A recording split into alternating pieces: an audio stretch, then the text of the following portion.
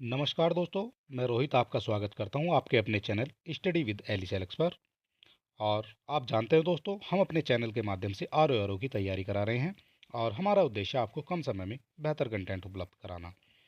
और आज जो हम आपके सामने टॉपिक लेकर आए हैं वो हो जाता है आपका भारत की जलवायु से संबंधित। और भारत की जलवायु के अंतर्गत आ जाते हैं आपके मानसून और वर्षा। और मानसून और वर्षा से संबंधित जो भी इंपॉर्टेंट क्वेश्चन होते हैं वो आपको सब इसी वीडियो में देखने को मिल जाएंगे। और उम्मीद यही है कि इससे बाहर आपको क्वेश्चन देखने को नहीं मिलेगा। ठीक है, तो चलिए देर ना करते हुए शुरू कर लेते हैं आज का हमारा वीडियो। ये हो जाएगा आपका मानसून और वर्षा से संबंधित। और चलिए दोस्तों शुरू कर लेते हैं आज का हमारा पहला क्वेश्चन। आज हमारा पहला क्वेश्चन क्या हो जाता है ये हम देख लेते हैं।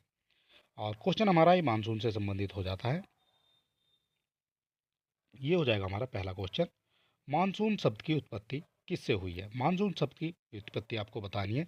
ये किस भाषा से हो जाती है? अरबी भाषा से, स्पेनिश भाषा से, हिंदी भाषा से या आपकी आंग्ल भाषा से। और हम आपका ज़्यादा समय नहीं लेते हुए जल्दी जल्दी आपको क्वेश्चन कराएंगे क्योंकि आपके पास समय बहुत ही कम बचा हुआ है। देख लेते हैं पहले क्वेश्चन का जो आंसर है। ये हो जाता है आपका अरबी भाषा से। मानसून शब्द की उत्पत्ति अरबी भाषा से हुई है। और इसके बारे में समझ लेते हैं इंपॉर्टेंट पॉइंट और क्या हो जाते हैं। मानसून शब्द की उत्पत्ति अरबी भाषा के मौसम शब्द से हुई है। ये जो है आपसे पूछा जा सकता है कि शब्द से जो इसकी उत्पत्ति हुई है। ये मौसम शब्द से उत्पत्ति हुई है और जिसका तात्पर्य हो जाता है आपका मौसम या ऋतु से ये संबंधित हो जाता है। ठीक है, इतनी बात आपको याद रखनी है मानसून से। क्वेश्चन नंबर 2 देख लेते हैं। भारत के किस राज्य में मानसून का आगमन सबसे पहले होता है? ये इंपॉर्टेंट क्वेश्चन है और कई बार आपकी परीक्षाओं में इस तरह के क्वेश्चन आपको देखने को मिलते हैं। भारत के किस राज्य में मानसून का आगमन सबसे पहले हो जाता है? असम में, पश्चिमी बंगाल में, महाराष्ट्र में या फिर आपका केरल में? क्वेश्चन नंबर 2 है और क्वेश्चन नंबर 2 का जो करेक्ट आंसर है ये आपका केरल हो जाता है। बात कर लेते हैं इससे बनने वाले इंपॉर्टेंट पॉइंट की। और हम कुछ मैप का भी इस्तेमाल करेंगे आपको समझाने के लिए। दक्षिण पश्चिम मानसून का प्रारंभ भारत के केरल राज्य से शुरू होता है। और भारतीय कृषि का अधिकांश भाग अभी भी वर्षा पर ही निर्भर होता है। ठीक है, ये चीज़ आपने समझ लेनी है। और यहाँ हम बात कर लेते हैं। ये आपका हो जाता है दक्षिणी पश्चिमी मानसून। और यहाँ से समझने की कोशिश करेंगे जो आपका भूमध्य रेखा है। और ये आपकी जो है भूमध्य रेखा हो जाती है। और जब हवाएं भूमध्य रेखा से आपकी उत्तर की तरफ चलती हैं, इसी की वजह से जो है केरल में मानसून की उत्पत्ति होती है। और इसी को आपका जो है दक्षिणी पश्चिमी मानसून कहा जाता है। ठीक है, ये आप भारत की स्थिति देख सकते हैं। ये आपकी भूमध्य रेखा हो जाती है और यहाँ से जो हवाएं चलती हैं वो आपकी चलती हैं उत्तर की तरफ। और उत्तर की तरफ जाते हुए ये उत्तर से पहले केरल में जाती है। ठीक है, उत्तर का जो स्थान है ये आपका केरल हो जाता है, जहाँ सबसे दक्षिणी पश्चिमी मानसून शुरू होता है। ठीक है, ये चीज़ आपको समझ लेनी है। और चलिए बात कर लेते हैं। क्वेश्चन नंबर हो जाता है हमारा 3। और 3 नंबर हमारा क्या कहता है? भारत में मानसून की उत्पत्ति निम्नलिखित पवनों में किसके द्वारा होती है? आपसे पूछा गया है किसके द्वारा, किन पवनों के द्वारा जो है मानसून की उत्पत्ति होती है। दक्षिणी पश्चिमी पवन द्वारा, दक्षिण पूर्व पवन द्वारा, उत्तर पूर्व पवन द्वारा या उत्तर पश्चिमी पवन के द्वारा? क्वेश्चन नंबर 3 है और क्वेश्चन नंबर 3 का जो करेक्ट आंसर है ये आपको बताना है। क्वेश्चन नंबर 3 का जो करेक्ट आंसर है ये आपका दक्षिणी पश्चिमी पवन द्वारा हो जाता है। ठीक है, ये हमने आपको बता दिया है। ये है भारत की स्थिति। ये आपकी भूमध्य रेखा हो जाती है। और यहाँ से जब जो है ये पवनें चलती हैं तो ये पवनें सबसे पहले एंटर करेंगे आपकी केरल में। ठीक है, इस तरह से ये भारत हो जाता है। और इसी को जो है दक्षिणी पश्चिमी मानसून भी कहा जाता है। और यहाँ आप देख सकते हैं इमेज के माध्यम से ये जो है कब कब आता है। तो ये आपका 1 जून को सबसे पहले 1 जून में आएगा और 1 जून में सबसे पहले आपका केरल में आ जाता है। इसके बाद ये बढ़ता हुआ जो है 5 जून में आपका पहुंच जाता है कर्नाटक में। और 10 जून के आसपास की जो इसकी स्थिति यहाँ मुंबई में स्थिति ये हो जाता है। ठीक है, ये भी आपसे पूछा गया है कि 10 जून के आसपास जो है ये कहाँ पहुँच जाता है? ये आपका मुंबई में पहुँच जाता है। ठीक है, मुंबई होता है आपका महाराष्ट्र में। और यही चीज़ जो है आपसे पूछी जाती है और इस मैप के माध्यम से आप पता लगा सकते हैं। 1 से 10 जून के मध्य जो है ये आपका केरल से और महाराष्ट्र तक पहुंच जाता है। ठीक है, ये चीज़ आपको समझ लेनी है। और ये हम बात कर रहे हैं दक्षिणी पश्चिमी मानसून के बारे में। ठीक है, ये हो जाता है दक्षिणी पश्चिमी मानसून। और यहाँ हम समझ लेते हैं थोड़ा सा दक्षिणी पश्चिमी मानसून के बारे में देख लेते हैं। अरब सागर की शाखा पहले केरल में 1 जून के आसपास दाखिल होती है। और ये हमने आपको इमेज के माध्यम से दिखा दिया है। ठीक है, 1 जून के आसपास जो है ये आपका अरब सागर से एक शाखा यहाँ से गुजरती है। 1 जून के आसपास ये दाखिल हो जाती है केरल में। और इसके बाद पश्चिमी घाट की तरफ ये बढ़ती चली जाती है। और 10 जून तक जो है ये मुंबई पहुंच जाती है। ठीक है, ये क्वेश्चन आपसे पूछा जा सकता है। ये आपका जो है 1 जून से केरल पहुंच जाएगी, 5 जून के आसपास कर्नाटक पहुंच जाएगी और 10 जून के आसपास तक ठीक है, ये आपकी पहुंच जाती है मुंबई महाराष्ट्र में। ठीक है, ये भी आपसे पूछा जाता है। इसके बाद बात कर लेते हैं थोड़ा सा दक्षिणी पश्चिमी मानसून के बारे में। मानसून समुद्र और भूमि के बीच दबाव के अंतर का कारण होता है, जो मौसमी बारिश लाता है। और दक्षिणी पश्चिमी जो आपका मानसून होता है भीषण गर्मी के बाद आता है। ठीक है, ये भी आपसे पूछा जा सकता है, ये भीषण गर्मी के बाद आता है। और भारत का जो विशाल भूभाग आसपास के समुद्र के लिए अलग दर से ये गर्म हो जाता है। और राजस्थान में थार रेगिस्तान की अत्यधिक गर्मी और अरब सागर में कम दबाव वाले क्षेत्र से नमी से भरी हवाएं ये खींचता है। ठीक है, और ये आपकी भारत की स्थिति हो जाती है। और ये जो राजस्थान में आपका गर्म क्षेत्र होता है, जो आपका थार का रेगिस्तान होता है, ये आपका अरब सागर से नमी खींचता है। ठीक है, तो इसलिए जो है ये मानसून जो है आपके सबसे पहले दक्षिणी पश्चिम की तरफ चलते हैं। ठीक है, ये चीज़ आपको याद रखनी है। और चलिए बात कर लेते हैं अगले पॉइंट के बारे में।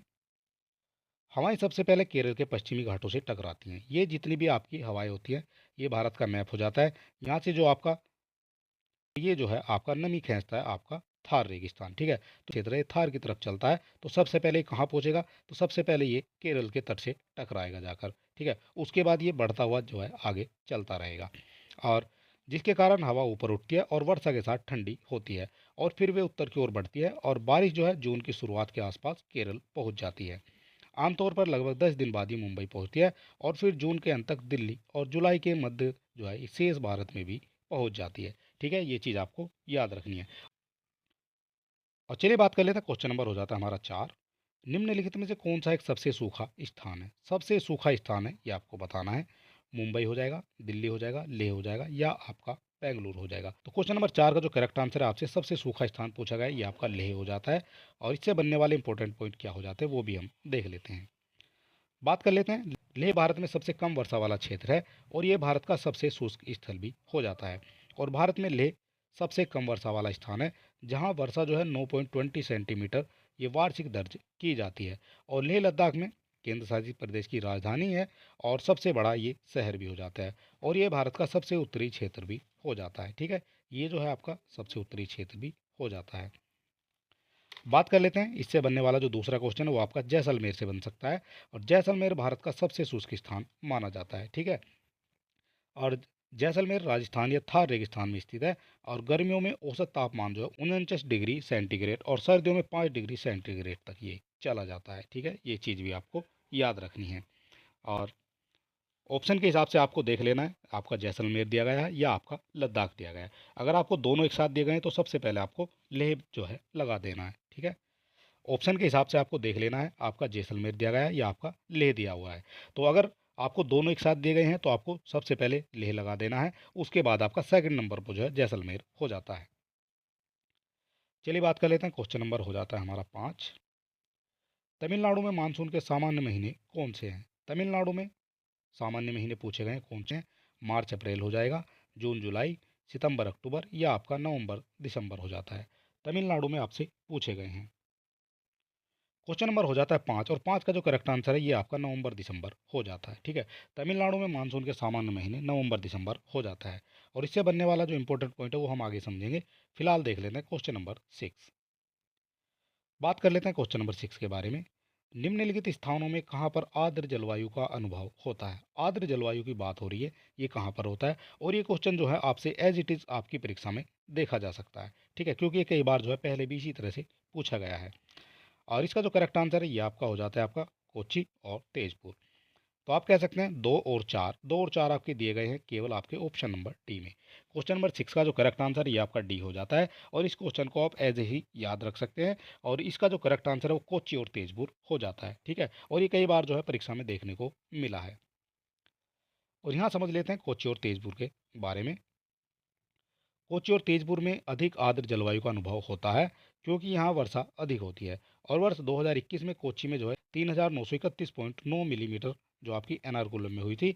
और अहमदाबाद में आपकी 598.8 मिलीमीटर वर्षा हुई थी। और लुधियाना की बात करते हैं तो 724.7 मिलीमीटर वर्षा हुई थी। और तेजपुर में आपकी वर्षा 1402.7 मिलीमीटर होती है। ठीक है, इतनी वर्षा जो है वहाँ होती है। और यहाँ से जो है स्पष्ट हो जाता है कि कोच्चि और तेजपुर के अन्य दोनों स्थानों की अपेक्षा अधिक वर्षा होती है। और यहाँ वर्षा वर्ष के कई महीनों में होती है। ठीक है, और यहाँ जो है आर्द्र जलवायु का अनुभव भी किया जा सकता है। ठीक है, इतनी बात आपको इससे याद रखनी है, कोची और तेजपुर जो है इसका करेक्ट आंसर हो जाता है, और ये क्वेश्चन आपको एज इट इज उठाकर दे दिया जाएगा। बात कर लेते हैं क्वेश्चन नंबर 7 की। भारत की सर्वाधिक वर्षा मुख्यतः प्राप्त होती है। भारत की सर्वाधिक वर्षा कहाँ से प्राप्त होती है? उत्तर पूर्वी मानसून से, वापसी होती मानसून से, दक्षिण पश्चिम मानसून से, या संवहनी वर्षा से। क्वेश्चन नंबर हो जाता है हमारा 7, और 7 का जो करेक्ट आंसर है ये आपका हो जाता है सी। दक्षिणी पश्चिमी मानसून से जो है सबसे ज़्यादा वर्षा देखने को मिलती है भारत में। और यहाँ समझ लेते हैं इंपॉर्टेंट पॉइंट के माध्यम से। सबसे ज़्यादा वर्षा कहाँ होती है ये आपको देख लेना है। सबसे ज़्यादा वर्षा की बात हो रही है तो सबसे ज़्यादा वर्षा जो है ये आपका मासिनराम स्थान हो जाता है, जहाँ दुनिया में सबसे अधिक औसत वर्षा जो है दर्ज की जाती है, और ये जगह मेघालय में स्थित है। और यह अपनी अधिकांश वर्षा भारतीय मानसून की बंगाल की खाड़ी शाखा से प्राप्त करता है। ठीक है, एक क्वेश्चन तो आपसे बनता है कि भारत की सर्वाधिक जो है मुख्यतः वर्षा कहाँ से प्राप्त होती है? ये आपकी दक्षिणी पश्चिमी मानसून से प्राप्त हो जाती है। और एक आपसे क्वेश्चन ये भी पूछा जा सकता है कि भारत में सर्वाधिक वर्षा कहाँ होती है? ठीक है, ये भी आपको देख लेना है। और चलिए बात कर लेते हैं, क्वेश्चन नंबर हो जाता है हमारा 8। 8 नंबर हमारा क्या कहता है? उत्तर पूर्वी मानसून से सबसे अधिक वर्षा प्राप्त करने वाला राज्य है। सबसे अधिक जो है वर्षा प्राप्त करता है उत्तर पूर्वी मानसून से, या आपका असम हो जाएगा, पश्चिमी बंगाल, तमिलनाडु, या फिर आपका उड़ीसा हो जाएगा। क्वेश्चन नंबर हो जाता है आपका 8, और 8 नंबर का आपको करेक्ट आंसर बताना है। क्वेश्चन नंबर 8 का जो करेक्ट आंसर है ये आपका सी हो जाता है, यानी तमिलनाडु। उत्तर पूर्वी मानसून से तमिलनाडु में सबसे अधिक जो है वर्षा प्राप्त होती है। और इससे बनने वाले जो इंपॉर्टेंट पॉइंट है वो क्या हो जाते हैं ये हम देख लेते हैं। बात कर लेते हैं, सामान्यतः अक्टूबर से दिसंबर तक के समय को उत्तर पूर्वी मानसून की अवधि के तौर पर माना जाता है। कौन सा माना जाता है? अक्टूबर और दिसंबर को। ठीक है, और यहाँ आपको नवंबर से दिसंबर भी दिया जा सकता है, नवंबर से दिसंबर। ठीक है, ये चीज़ भी आपको याद रखनी है। और सितंबर के अंत में सूर्य का जो दक्षिणायन प्रारंभ हो जाता है, और गंगा के मैदान पर निर्मित वायुदाब की पेटी भी दक्षिण की ओर खिसकना प्रारंभ कर देती है, जिसके कारण दक्षिणी पश्चिमी मानसून कमजोर पड़ने लगता है। और दिसंबर के मध्य तक आते आते निम्न वायुदाब का केंद्र भारतीय उपमहाद्वीप से पूरी तरह से हट चुका होता है। ठीक है, ये चीज़ आपको याद रखनी है। और ये बात की हमने उत्तर पूर्वी मानसून के बारे में। और ये हो जाता है आपका उत्तर पूर्वी मानसून, यहाँ आप देख सकते हैं। ये जो है ये आपका नॉर्थ ईस्ट हो जाएगा, यानी उत्तर और पूर्वी ये हो जाएगा। और यहाँ से बात करेंगे जो आप साउथ और वेस्ट का मानसून हो जाएगा। ठीक है, ये दक्षिणी पश्चिमी हो जाएगा। और यहाँ आप देखेंगे ये आपका हो जाता है उत्तर और पूर्वी। ठीक है, ये चीज़ आपको समझ लेनी है। बात कर लेते हैं क्वेश्चन नंबर 9 की। निम्नलिखित राज्यों में से किसमें अधिकतम औसत वार्षिक वर्षा होती है? औसत वार्षिक वर्षा कहाँ होती है? अरुणाचल प्रदेश में, सिक्किम में, केरल में, या फिर आपका जम्मू कश्मीर में। क्वेश्चन नंबर हो जाता है हमारा 9, और 9 का जो करेक्ट आंसर है ये आपका हो जाता है सिक्किम में। निम्नलिखित राज्यों में से सबसे अधिक जो औसत वार्षिक वर्षा है ये आपकी सिक्किम में हो जाती है। और देख लेते हैं हमारा अगला क्वेश्चन क्या हो जाता है। आम्र वर्षा या मैंगो सावर संबंधित है। मैंगो सावर किससे संबंधित है? आमों की बौछार से, आम के टपकने से, बिहार एवं बंगाल में मार्च अप्रैल में होने वाली वर्षा से, या फिर आम की फसल से। क्वेश्चन नंबर हो जाता है हमारा 10, और 10 का जो करेक्ट आंसर है ये क्या हो जाता है ये आपको बताना है। क्वेश्चन नंबर 10 का करेक्ट आंसर आपका आम की फसल से संबंधित हो जाएगा। और इससे बनने वाले जो इंपॉर्टेंट पॉइंट है वो क्या हो जाते हैं ये भी हम देख लेते हैं। बात कर लेते हैं आम्र वर्षा के बारे में। आम्र वर्षा कर्नाटक और केरल में होने वाले मानसून जो है इसकी जो है पूर्व वर्षा फुहार होती है, और जो आम की फसल के लिए अत्यधिक लाभकारी होती है। और यह वर्षा बंगाल की खाड़ी से उत्पन्न तूफानों के फलस्वरूप अप्रैल माह में होती है। और इस वर्षा से आम की बोरे जो है पेड़ से टूटकर नहीं गिरती हैं। जो आपकी बोरे होती हैं उनको कहा जाता है कोपल। जो आपकी जो उस पर फूल आता है छोटा छोटा जिससे आपका फल बनता है वो जो है टूटकर नहीं गिरती है। और ये जो है आम की फसल के लिए अच्छी मानी जाती है। ठीक है, इसको कहते हैं आम्र वर्षा। बात कर लेते हैं, आम्र वर्षा आम की फसल के लिए काफ़ी उपयोगी है। और संपूर्ण दक्षिणी पूर्वी एशिया और भारत में अप्रैल तथा मई में जो मानसून पूर्व वर्षा होती है उसे आम्र वर्षा कहा जाता है। ये चीज़ आपने समझ लेनी है। अगर आम्र वर्षा से क्वेश्चन आता है तो आप उसे फटाक से लगा सकते हैं। गर्म पवन तथा आर्द्र समुद्री पवनों के मिलने से यह वर्षा होती है। ठीक है, यहाँ से भी क्वेश्चन बन सकता है ये वर्षा किस वजह से होती है, किस कारणों से होती है। तो गर्म पवन और आर्द्र समुद्री पवनों के मिलने से यह वर्षा होती है। बात कर लेते हैं ग्रीष्म ऋतु में मानसून के आगमन से पूर्व यह वर्षा होती है। और यह वर्षा केरल तथा पश्चिमी तटीय मैदानों के भाग में होती है। ठीक है, ये चीज़ आपको समझ लेनी है। और आम की फसल के लिए यह उपयोगी होने के कारण ही इसे आम्र वर्षा का नाम दिया जाता है। ठीक है, ये चीज़ आपने समझ लिया है आम्र वर्षा किसको कहा जाता है। बात कर लेते हैं, क्वेश्चन नंबर हो जाता है हमारा 11। भारत में सबसे कम वर्षा वाला स्थान है। भारत में सबसे कम वर्षा वाला स्थान कौन सा हो जाता है? लेह हो जाता है, बीकानेर, जैसलमेर या फिर आपका चेरापूंजी। तो भारत में सबसे कम वर्षा वाला स्थान ये आपका लेह हो जाता है, ठीक है। और जैसलमेर जो है ये आपका 1 नंबर पे लिया जाता है, और 2 नंबर पे अगर पूछा जाएगा तो आपका जैसलमेर हो जाएगा, ठीक है। लेह के बाद जैसलमेर का नाम आ जाता है। यहाँ समझ लेते हैं भारत का सबसे कम वर्षा वाला क्षेत्र लद्दाख केंद्र शासित प्रदेश में लेह नामक स्थान हो जाता है। और मोसिनराम जो है भारत के मेघालय राज्य के पूर्वी घासी हिल्स जिले में एक स्थित बस्ती है। यहाँ भारत का सर्वाधिक वर्षा वाला क्षेत्र होता है, ठीक है। और यह जो है विश्व का भी सर्वाधिक वर्षा वाला क्षेत्र हो जाता है। इससे भी आपके क्वेश्चन बनते हैं। और चलिए बात कर लेते हैं, अगर अभी तक आपने हमारे चैनल को सब्सक्राइब नहीं किया है तो आप सब्सक्राइब कर सकते हैं। वीडियो को अपने दोस्तों में भी शेयर कर सकते हैं। और अगर आपने इससे पहले वीडियो हमारे नहीं देखे हैं तो आप हमारे चैनल पर विजिट करेंगे, वहाँ आपको टॉपिक वाइज सभी वीडियो मिल जाएंगे। और बात कर लेते हैं, क्वेश्चन नंबर हो जाता है हमारा 12। निम्नलिखित में से किस स्थान पर सबसे कम वार्षिक वर्षा होती है? वार्षिक वर्षा की बात हो रही है और सबसे कम आपसे पूछी गई है। एक क्वेश्चन को जो है एग्जामिनर कई बार आपसे पूछ लेता है और तरह तरह से जो है वो पूछ लेता है। तो आंसर हो जाएंगे आपके बेलारी, जैसलमेर, जोधपुर या फिर लेह। क्वेश्चन नंबर 12 का जो करेक्ट आंसर है ये भी आपका लेह हो जाता है, ठीक है। और ये क्वेश्चन जो है कई बार आपकी परीक्षा में देखने को मिला है। और ये हो जाता है आपका जो आपका लद्दाख और लेह का इलाका है वो इस तरह से कुछ देखने को आपको मिल सकता है। बात कर लेते हैं, क्वेश्चन नंबर हो जाता है हमारा 13। चेरापूंजी अवस्थित है। चेरापूंजी कहाँ अवस्थित है? असम राज्य में, मणिपुर में, मेघालय में या फिर आपका मिजोरम राज्य में। चेरापूंजी आपसे पूछा गया है। क्वेश्चन नंबर 13 का जो करेक्ट आंसर है ये आपका हो जाता है सी, यानी मेघालय राज्य में। चेरापूंजी आपकी मेघालय राज्य में हो जाती है। और यहाँ समझ लेते हैं चेरापूंजी से। चेरापूंजी भारत के पूर्वोत्तर राज्य मेघालय में स्थित है। और मौसिनराम से पहले विश्व में सर्वाधिक वर्षा वाला स्थान जो चेरापूंजी ही हुआ करता था, ठीक है। अब जो है मौसिनराम 1 नंबर पे है और पहले जो है 1 नंबर पे चेरापूंजी हुआ करता था, ठीक है। ये चीज़ भी आपको याद रखनी है। और ये हो जाता है आपका चेरापूंजी, ठीक है। ये चीज़ आपको याद रखनी है। ये आपका चेरापूंजी कहाँ स्थित है? ये आपका मेघालय में स्थित हो जाता है। और चलिए बात कर लेते हैं, क्वेश्चन नंबर हो जाता है हमारा 14। भारत में सर्वाधिक वर्षा ये जो है किस क्षेत्र में होती है? आपसे पूछा गया भारतवर्ष में सर्वाधिक वर्षा किस क्षेत्र में होती है? पश्चिमी घाट, हिमालय क्षेत्र या मेघालय में, मध्य प्रदेश या बिहार में, उत्तर प्रदेश, हरियाणा, पंजाब में या आंध्र प्रदेश और विदर्भ में। क्वेश्चन नंबर हो जाता है हमारा 14। और 14 हमारा क्या कहता है ये आपको बताना है। क्वेश्चन नंबर 14 का जो करेक्ट आंसर है ये हो जाता है आपका पश्चिमी घाट, हिमालय क्षेत्र और मेघालय में। यह आपकी जो है स्थिति हो जाती है भारत की। और यहाँ सबसे पहले पश्चिमी घाट में जो है आपकी सर्वाधिक वर्षा होती है। इसके बाद हिमालय क्षेत्र में भी वर्षा होती है और आपका मेघालय में भी सर्वाधिक वर्षा आपको देखने को मिल जाती है, ठीक है। ये चीज़ भी आपको याद रखनी है। और इसको जो है थोड़ा सा मैप के हिसाब से भी हम समझ लेते हैं। यह आपका हो जाता है मैप।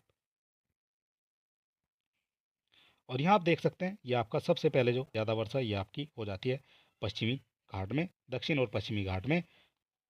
जो आपकी सबसे ज़्यादा वर्षा है ये आपकी दक्षिण पश्चिमी घाट में हो जाती है। और इसके बाद ये आपकी हिमालय में भी जो है सर्वाधिक वर्षा हो जाती है। और इसके बाद जो वर्षा सर्वाधिक हो जाती है ये हो जाती है आपकी मेघालय के क्षेत्र में, ठीक है। ये चीज़ आपको समझ लेनी है। और बात कर लेते हैं, क्वेश्चन नंबर हो जाता है हमारा 15। और 15 नंबर हमारा क्या कहता है ये हम देख लेते हैं। भारत में वर्षा का आधिक्य होते हुए भी यह देश प्यासी धरती समझा जाता है, इसका क्या कारण है? वर्षा के पानी का तेजी से बह जाना, वर्षा के पानी की शीघ्रता से भाप बनकर उड़ जाना, वर्षा का कुछ थोड़े ही महीनों में जोर हो जाना या फिर उपरोक्त सभी। क्वेश्चन नंबर 15 का जो करेक्ट आंसर है ये हो जाता है आपका उपरोक्त सभी। हमें अधिकतर वर्षा होते हुए भी यह देश प्यासी धरती समझा जाता है, क्योंकि वर्षा के पानी का जो तेजी से बहाव हो जाता है, बिल्कुल ये करेक्ट हो जाता है। और वर्षा के पानी का शीघ्रता से जो भाप बढ़कर उड़ जाना ये भी हो जाता है। वर्षा का कुछ थोड़े ही महीनों में जोर हो जाना ये भी हो जाता है, ठीक है। तो 15 का जो करेक्ट आंसर है ये आपका हो जाता है डी, ठीक है। ये चीज़ आपको समझ लेनी है। और बात कर लेते हैं इससे बनने वाले इंपॉर्टेंट पॉइंट से। भारत में होने वाली वार्षिक वर्षा का 75% जो अधिक भाग है वो दक्षिणी पश्चिमी मानसून से जून सितंबर के मध्य प्राप्त होता है। और अर्थात 4 महीने में ही अधिकांश वर्षा हो जाती है। और साथ ही दक्षिणी पश्चिमी मानसून से होने वाली वर्षा का जल तेजी से बह जाता है और यह भाप बनकर फिर उड़ जाता है। और इस प्रकार शेष जो 8 महीने बचते हैं उनमें भारत को वर्षा की कमी का सामना करना पड़ता है, ठीक है। ये इंपॉर्टेंट पॉइंट है और यहाँ से जो है आपके क्वेश्चन बनते हैं। और इस प्रकार जो शेष 8 महीने वर्षा की कमी का सामना करना पड़ेगा। और जबकि भारत की वार्षिक राष्ट्रीय जो वर्षा है वो आपकी 1236.4 मिलीमीटर हो जाती है। और इन्हीं कारणों से कभी कभी यह समझा जाता है कि भारत में वर्षा का आधिक्य होते हुए यह प्यासी धरती का देश हो जाता है। ठीक है, ये चीज़ आपको समझ लेनी है बड़े अच्छे तरह से। बात कर लेते हैं क्वेश्चन नंबर 16 की। निम्नलिखित में से कौन सी जल प्रबंधन युक्ति भारत में लागत का अधिकतम लाभ देने वाली हो जाती है? कौन सी जो है जो अधिकतम लाभ देती है जल प्रबंधन की युक्ति है? ये हो जाता है आपका स्वच्छालन, शौचालय व्यवस्था में सुधार, अपशिष्ट जल का उपचार एवं प्रयोग, वर्षा के जल का संचयन और जल का पुनः चक्रण और पुनः उपयोग। तो क्वेश्चन हो जाता है आपका 16, और 16 का जो करेक्ट आंसर है ये हो जाता है आपका सी, यानी वर्षा के जल का संचयन। और जल प्रबंधन की सबसे अच्छी जो युक्ति है, सबसे अधिकतम जो लाभ देने वाली युक्ति है, वो वर्षा के जल का संचयन हो जाता है। ठीक है, और बात कर लेते हैं इससे बनने वाले इंपॉर्टेंट पॉइंट की, ये क्या हो जाता है। जल प्रबंधन युक्ति द्वारा वर्षा के जल का संचय आसानी से बिना अतिरिक्त खर्च के टैंक एवं बांध बनाकर किया जा सकता है। इसके द्वारा सतह का जल स्तर भी ऊपर आ जाता है और जिससे जल की काफ़ी जो है हद तक समस्या कम हो जाएगी। और तमिलनाडु इस मामले में अग्रणी राज्य हो जाता है। ठीक है, सबसे ज़्यादा जो जल संचयन में अग्रणी राज्य है वो आपका हो जाता है तमिलनाडु। और इस प्रकार वर्षा के जल संचयन का जो जल प्रबंधन की युक्ति है, जिसके द्वारा भारत में लागत का अधिकतम लाभ प्राप्त हो सकता है। ठीक है, वो हो जाता है आपका जल संचयन की युक्ति। और चलिए बात कर लेते हैं, क्वेश्चन नंबर हो जाता है हमारा 17। और 17 नंबर हमारा क्या कहता है। निम्न में से भारत के किन क्षेत्रों में औसत 200 मिलीमीटर वर्षा होती है? 200 मिलीमीटर वर्षा होती है, ये किस में होती है? केरल, तमिलनाडु, कर्नाटक में, जम्मू कश्मीर में, पश्चिमी बंगाल, ओडिशा, बिहार में, या असम, मणिपुर और त्रिपुरा में। क्वेश्चन नंबर हो जाता है हमारा 17, और 17 नंबर हमारा क्या कहता है ये आपको बताना है। क्वेश्चन नंबर 17 का जो करेक्ट आंसर है ये हो जाता है आपका बी, यानी जम्मू और कश्मीर में 200 मिलीमीटर वर्षा की बात हो रही है। ठीक है, और ये आपका जम्मू कश्मीर से संबंधित हो जाता है। ठीक है, ये क्वेश्चन भी आपसे पूछे जाते हैं। और बात कर लेते हैं क्वेश्चन नंबर 18 की। दक्षिणी पश्चिमी मानसून काल में निम्नलिखित स्थानों में से सबसे कम वर्षा जो है कहाँ होती है? सबसे कम वर्षा कहाँ होती है ये आपसे पूछा गया है। ये आपका कोलकाता में, मैंगलोर में, चेन्नई में, या फिर आपका दिल्ली में। बात हो रही है दक्षिणी पश्चिमी मानसून की। ये आपका भारत हो जाता है और ये आपका दक्षिणी पश्चिमी मानसून इस तरह से आ जाता है। ठीक है, तो सबसे कम वर्षा ये कहाँ होगी? तो ये हो जाएगी आपकी चेन्नई में। ठीक है, क्योंकि कोलकाता ये आपका पश्चिमी बंगाल में हो जाएगा, और आपका दिल्ली जो है ये आपका मध्य भारत में हो जाएगा, और मैंगलोर जो है ये आपका कर्नाटक में हो जाएगा। तो इस तरह से आप कह सकते हैं सबसे कम वर्षा जो है ये आपका चेन्नई में, जो आपका तमिलनाडु में है, वहाँ हो जाएगी, क्योंकि पवनें जो हैं ये आपकी केरल से निकलते हुए और ऊपर की तरफ बढ़ती चली जाती हैं। इंपॉर्टेंट पॉइंट के माध्यम से समझ लेते हैं। दक्षिणी पश्चिमी मानसून के दौरान चेन्नई में सबसे कम वर्षा होती है, और इसके कारण जो है चेन्नई भूमध्य रेखा और समुद्र के पास स्थित है, और जिससे जलवायु गर्म और आर्द्र है, और ये कोरोमंडल तट पर स्थित है। और दक्षिणी पश्चिमी मानसून की बंगाल की खाड़ी की शाखा से समांतर ये गुजरती है। ठीक है, ये चीज़ आपको याद रखनी है। और चलिए बात कर लेते हैं, क्वेश्चन नंबर हो जाता है हमारा 19, और 19 नंबर हमारा क्या कहता है। भारत के उत्तरी मैदानों में शीत ऋतु में वर्षा होती है पश्चिमी विक्षोभों से, बंगाल की खाड़ी के मानसून से, अरब सागर मानसून से, या लौटते मानसून से। क्वेश्चन हो जाता है हमारा 19, और 19 हमारा क्या कहता है ये आपको बताना है। क्वेश्चन नंबर 19 का करेक्ट आंसर ये आपका हो जाता है ए, यानी पश्चिमी विक्षोभों से। ठीक है, पश्चिमी विक्षोभों से जो है भारत के उत्तरी मैदानों में शीत ऋतु में वर्षा होती है। और समझ लेते हैं इससे इंपॉर्टेंट पॉइंट के माध्यम से। भारत के उत्तरी मैदानों में शीत ऋतु में होने वाली वर्षा पश्चिमी विक्षोभों के द्वारा होती है, और ये बाह्य उष्णकटिबंध होते हैं। ठीक है, इनकी उत्पत्ति मुख्यतः भूमध्य सागर और अटलांटिक महासागर से होती है, और जहाँ से ये आर्द्रता भी ग्रहण करते हैं। और उत्तर भारत में पश्चिमी विक्षोभ से होने वाली वर्षा गेहूं की कृषि के लिए अत्यधिक लाभकारी हो जाती है। ठीक है, ये चीज़ आपको समझ लेनी है, गेहूं की फसल के लिए अत्यधिक लाभकारी ये हो जाती है। और यहाँ समझ लेते हैं जो आपके पश्चिमी विक्षोभ आते हैं उनसे जो है उत्तर भारत में सर्वाधिक वर्षा होती है। और ये पश्चिमी विक्षोभ है ये आपके भूमध्य सागर से जो है निकल कर आते हैं। ठीक है, ये चीज़ भी आपको याद रखनी है। ये जो आपकी हवाएं चलती हैं ये आपकी पाकिस्तान को पार करते हुए और ये आपकी भूमध्य सागर से आती हैं। और चलिए बात कर लेते हैं, ये हो जाती है आपकी जो आपका हो जाता है भूमध्य सागर। और भूमध्य सागर से जो है ये हवाएं आपकी चलती हैं, और ये जो हैं इस तरह से कुछ आती हैं और भारत में जो है आ जाती हैं। ठीक है, और यहाँ जो है आपका हाई प्रेशर होता है, और हाई प्रेशर से ये लो प्रेशर की तरफ चलती हैं, और लो प्रेशर ये आपका हो जाता है इंडिया में। ठीक है, ये चीज़ आपको याद रखनी है। भूमध्य सागर से जो ये आपकी हवाएं हैं ये आपकी होती हुई भारत आती हैं। और चलिए बात कर लेते हैं, ये आपकी शीतकालीन वर्षा की बात हो रही है। और भारत में शरदकालीन वर्षा के क्षेत्र हैं, कौन कौन से हो जाते हैं? ओडिशा कर्नाटक हो जाएंगे, पंजाब तमिलनाडु हो जाएंगे, अरुणाचल प्रदेश और बिहार हो जाएंगे, या तमिलनाडु कर्नाटक हो जाएंगे। क्वेश्चन नंबर हो जाता है हमारा 20, और 20 का जो करेक्ट आंसर है ये आपका हो जाता है बी, यानी पंजाब और तमिलनाडु। ठीक है, भारत में सर्वाधिक वर्षा के क्षेत्र आपके हो जाते हैं पंजाब और तमिलनाडु। ठीक है, और ये जो है मैप के माध्यम से आपने समझ लिया है। चलिए बात कर लेते हैं इसके बारे में। और ये हो जाता है आपका भारत में शरद ऋतु काल अर्थात अक्टूबर और नवंबर में लौटते मानसून, जो आपका उत्तर पूर्वी मानसून होता है, उससे तमिलनाडु तट पर 65 से 75 सेंटीमीटर तक वर्षा होती है, जो आंतरिक भागों की तरफ घटती चली जाती है। और इसके अतिरिक्त उत्तर पश्चिमी भारत के कुछ भागों में पश्चिमी विक्षोभ से वर्षा प्राप्त होती है, और जिनमें पंजाब भी सम्मिलित हो जाता है। और शरद काल में आंशिक रूप से दक्षिणी पूर्वी कर्नाटक में भी वर्षा हो जाती है। ये चीज़ आपको समझ लेनी है। और चलिए बात कर लेते हैं, ये हो जाता है आपका हाई प्रेशर से आपका लो प्रेशर की तरफ जाते हुए। ठीक है, और ये सबसे पहले कहाँ पहुँचेगा? ये सबसे पहले हो जाता है आपका पंजाब में। और चलिए बात कर लेते हैं, क्वेश्चन नंबर हो जाता है हमारा 21। तमिलनाडु में शरदकालीन वर्षा अधिकांशतः जिन कारणों से होती है वे हैं, कौन कौन से कारण हो जाते हैं जिनसे शरदकालीन वर्षा होती है तमिलनाडु में? पश्चिमी विक्षोभ, दक्षिणी पश्चिमी मानसून, उत्तर पूर्वी मानसून, या आपका दक्षिणी पूर्वी मानसून। क्वेश्चन हो जाता है आपका 21, और 21 का जो करेक्ट आंसर है ये आपका हो जाता है उत्तर पूर्वी मानसून। तमिलनाडु में शरदकालीन वर्षा ये अधिकांशतः उत्तर पूर्वी मानसून से हो जाती है। ठीक है, और उत्तर पूर्वी मानसून से ये आपका हो जाता है तमिलनाडु, यहाँ आपका तमिलनाडु हो जाता है। और ये जो है उत्तर पूर्वी मानसून जो है इस तरह से आता है। ठीक है, इस तरह से आप समझ लेते हैं, ये आपका उत्तर पूर्वी मानसून हो जाता है। और सबसे ज़्यादा जो वर्षा है ये आपकी हो जाती है तमिलनाडु में। ठीक है, ये चीज़ आपको समझ लेनी है। और यहाँ हम समझ लेते हैं, बात कर लेते हैं आपकी जो आपका नॉर्थ और ईस्ट हो जाता है, और ये आपका साउथ और वेस्ट हो जाता है मानसून। ठीक है, तो सबसे पहले नॉर्थ ईस्ट की बात करेंगे, यानी उत्तर पूर्व की बात करेंगे। तो यहाँ जो है ये आपका क्षेत्र बनता है हिमालय के पार, और हिमालय से जो होते हुए ये आपका भारत में आती है। ठीक है, इस तरह से जो है ये आती है। और इसके बाद साउथ ईस्ट की बात करेंगे, यानी आपका दक्षिणी पश्चिमी मानसून की बात करेंगे। तो ये जो है अरब सागर से निकलता है, और अरब सागर से ये जो है हवाएं होती हुई ये आपकी लो प्रेशर यानी मध्य भारत के बीच में आ जाती हैं। ठीक है, ये चीज़ आपको याद रखनी है।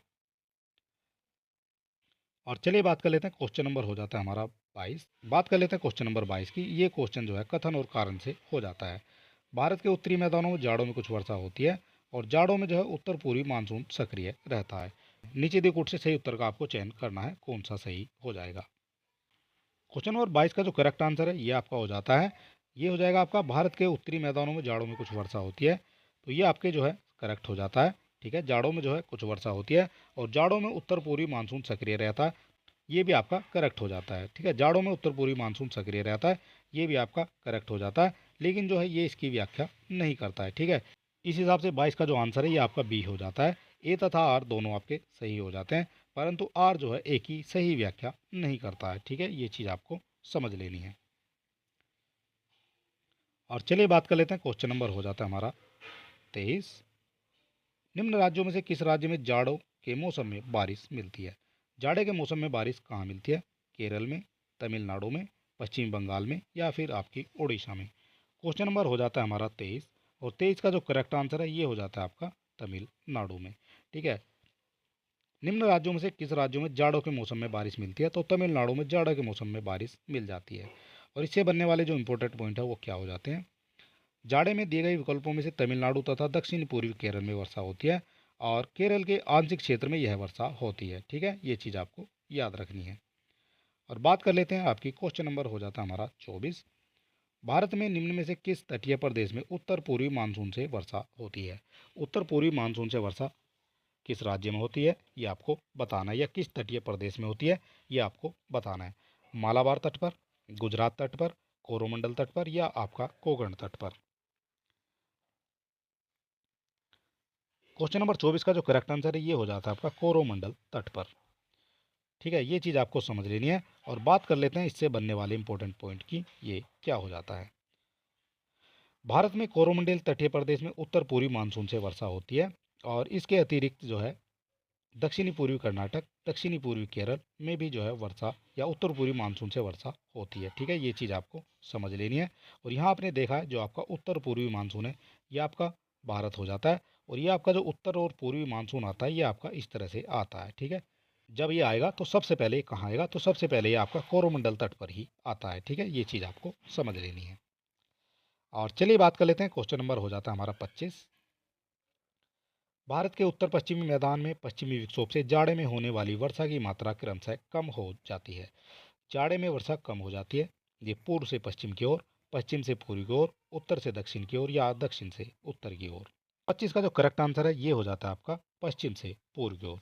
भारत के उत्तर पश्चिमी मैदान में पश्चिमी विक्षोभ से जाड़े में होने वाली वर्षा की मात्रा पश्चिम से पूर्व की ओर जो है ये कम हो जाती है। ठीक है, और इससे बनने वाला जो इंपॉर्टेंट पॉइंट है वो क्या हो जाता है ये हम समझ लेते हैं। पश्चिमी विक्षोभ भूमध्य सागरीय क्षेत्र में उत्पन्न होते हैं, जो भारतीय उपमहाद्वीप के उत्तर पश्चिमी हिस्सों में जाड़े की वर्षा का कारण बनते हैं। और भारत के उत्तर पश्चिमी मैदान में पश्चिमी विक्षोभ से जाड़े में होने वाली वर्षा की मात्रा जो अधिकतम होती है वो आपकी पश्चिम से पूर्व की ओर होती रहती है। ठीक है, कि दक्षिणी पश्चिमी मानसूनी वर्षा की विपरीत स्थिति है, और जबकि पर्वतीय क्षेत्रों में इससे होने वाली वर्षा की मात्रा क्रमशः उत्तर से और दक्षिण की ओर घटती है। ठीक है, ये चीज़ आपको याद रखनी है। और ये बात कर रहे हैं पश्चिमी विक्षोभ के बारे में। ठीक है, ये चीज़ आपको समझ लेनी है। और यह जो वर्षा है रबी की फसलों के लिए लाभदायक हो जाती है। ठीक है, और रबी की जो फसलें ये आपकी अक्टूबर नवंबर में बोई जाती हैं। बात कर लेते हैं, क्वेश्चन नंबर हो जाता है हमारा 26। निम्नलिखित में से कौन सा कारण भारत के उत्तर पश्चिमी भाग में शीत ऋतु में होने वाली वर्षा के लिए उत्तरदायी है। उत्तर पश्चिमी भाग में शीत ऋतु में होने वाली वर्षा के लिए उत्तरदायी है मानसून की वापसी, चक्रवातीय अवदाब, पश्चिमी विक्षोभ या आपका दक्षिणी पश्चिमी मानसून। क्वेश्चन हो जाता है हमारा 26, और 26 हमारा क्या कहता है ये हम समझ लेते हैं। नंबर 26 का जो करेक्ट आंसर है ये आपका पश्चिमी विक्षोभ हो जाता है। ठीक है, ये चीज़ आपको समझ लेनी है। कौन सा कारण भारत के उत्तर पश्चिमी भाग में शीत ऋतु में होने वाली वर्षा के लिए उत्तरदायी है, तो ये आपका पश्चिमी विक्षोभ हो जाता है। और इससे बनने वाले इंपॉर्टेंट पॉइंट क्या हो जाते हैं ये हम समझ लेते हैं। भारत के उत्तर पश्चिमी भाग में शीत ऋतु में होने वाली वर्षा के लिए पश्चिमी विक्षोभ उत्तरदायी है। और पश्चिमी विक्षोभ क्या होता है ये हो जाता है आपका पश्चिमी विक्षोभ। ठीक है, ये चीज़ आपको समझ लेनी है। जो आपकी पवनें हैं भूमध्य सागर से आपकी भारत की तरफ चलती हैं, इनको पश्चिमी विक्षोभ कहा जाता है। ठीक है, और ये पश्चिमी विक्षोभ एक क्षीण चक्रवाती विक्षोभ होता है, और इस रूप में जो है ये चक्रवातीय अवदाब के अंतर्गत भी आती हैं। ठीक है, और इस हिसाब से जो है आपका पश्चिमी विक्षोभ ये आपका सही हो जाता है। ठीक है, ये चीज़ आपको समझ लेनी है। और चलिए दोस्तों, आज का हमारा वीडियो समाप्त होता है। और अगर अभी तक आपने हमारे चैनल को सब्सक्राइब नहीं किया है तो आप सब्सक्राइब कर सकते हैं, और वीडियो को अपने दोस्तों में भी शेयर कर सकते हैं। और ये हमारा टॉपिक हो जाता है मानसून और वर्षा से संबंधित। और इससे पहले टॉपिक अगर आपने नहीं देखे हैं तो आप हमारे चैनल पर विजिट कर सकते हैं, वहाँ आपको टॉपिक वाइज सभी वीडियो मिल जाएंगे। तो चलिए दोस्तों, मिलते हैं नेक्स्ट वीडियो में, और तब तक के लिए नमस्कार।